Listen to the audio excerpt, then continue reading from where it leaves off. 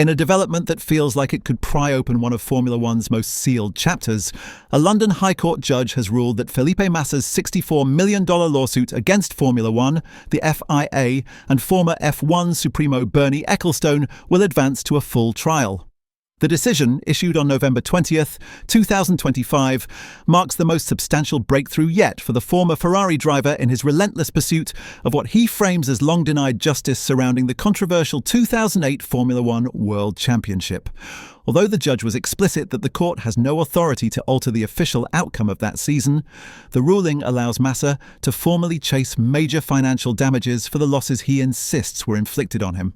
To appreciate how explosive this ruling is, we have to revisit the event that still casts one of the darkest shadows across modern Formula One, the 2008 Singapore Grand Prix, now permanently branded as Crashgate.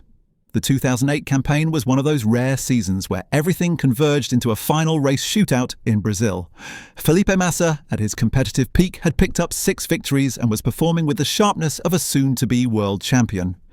Lewis Hamilton, in only his sophomore season, was hunting his first crown and driving with a clinical precision that made the rivalry magnetic. Singapore, held under the floodlights on September 28, 2008, the first night race in F1 history, was supposed to be a landmark moment for the sport. Instead, it became infamous. Massa, driving for Ferrari, was leading decisively when on lap 14, Renault's Nelson Piquet Jr. deliberately put his car into the wall. That orchestrated crash brought the safety car onto the track and detonated the race's strategic order. When Massa pitted from the lead, a disastrous refueling malfunction saw him drag the fuel hose out of the box, tumbling him to the back of the pack. He ended up 13th with 0 points, while Hamilton salvaged 3rd and collected 6 absolutely pivotal points.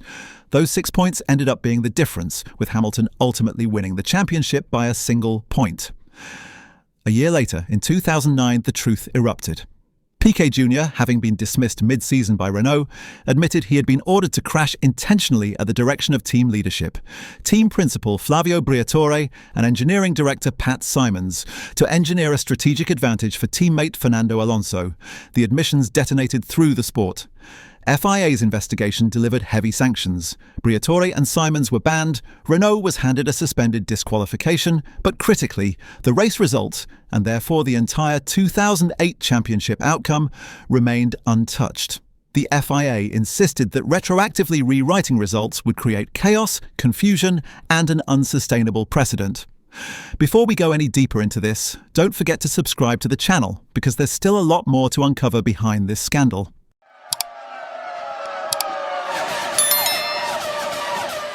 And for a long time, it appeared that was the end of the chapter.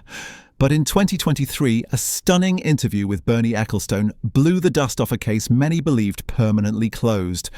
Ecclestone suggested that both he and then FIA President Max Mosley were aware of the deliberate crash and the cover-up before the 2008 championship had concluded. That single revelation reignited Massa's anger and provided the spark for his legal pursuit. Massa argues that had the FIA and Formula One acted on the information they allegedly possessed at the time, the Singapore result would have been cancelled, and he, not Hamilton, would have ended the season as world champion. Represented by Nick DeMarco KC, Massa filed a $64 million claim against the FIA, Formula One Management, FOM, and Ecclestone, accusing them of being part of an unlawful conspiracy. His camp insists that a proper or timely investigation during 2008 would have voided the race and shifted the championship in Massa's favour. The defendants, represented by a lineup of elite British legal talent, attempted to get the case thrown out. Their arguments were blunt. The suit was filed too late.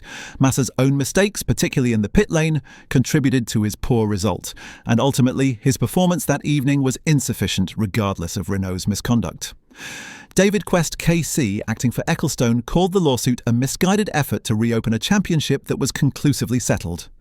John Michel KC, speaking for the FIA, characterised the claim as both tortured and overly ambitious.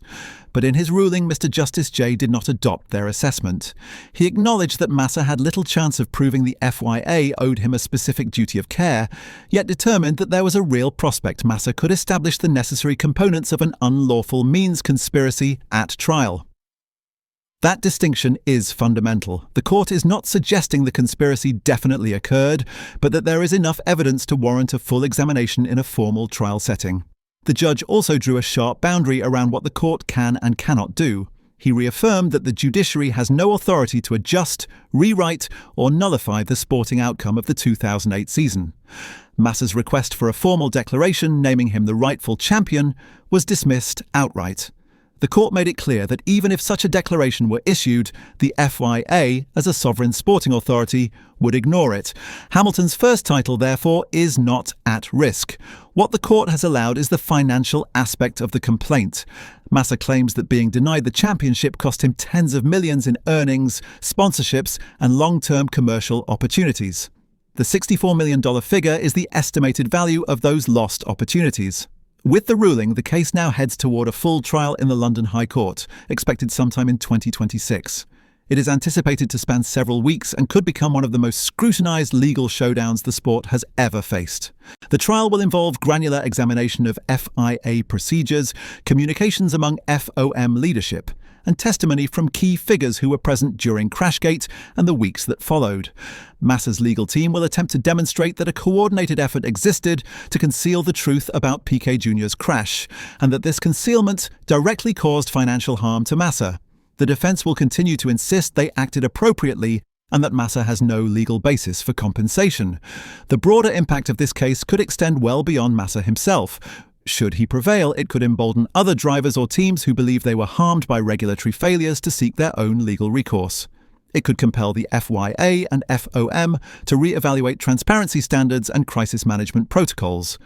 Conversely, should Massa lose, it will reinforce the long-standing boundary separating sporting results from judicial intervention, cementing the idea that once a championship is final, no amount of new evidence can legally reverse it. For Massa, the stakes are deeply personal. He has consistently described himself as the moral champion of 2008 and believes he was denied a fair fight by forces far beyond his control. Now 44 and long retired from Formula One, he maintains the lawsuit is not about the payout, but about formal recognition that a conspiracy robbed him of his rightful accomplishment. For Formula One, the case is a significant irritation, one that forces the sport to relive a scandal it has repeatedly attempted to bury. A full trial guarantees uncomfortable headlines and renewed scrutiny of governance during the Ecclestone era. Crashgate has lingered for more than 15 years, but with this ruling, the saga is no longer dormant. It's heading toward the courtroom with more force than ever. So the question becomes, is Felipe Massa owed compensation for a championship outcome shaped by deliberate wrongdoing, or is this simply an attempt to rewrite history in a way the sport cannot accommodate?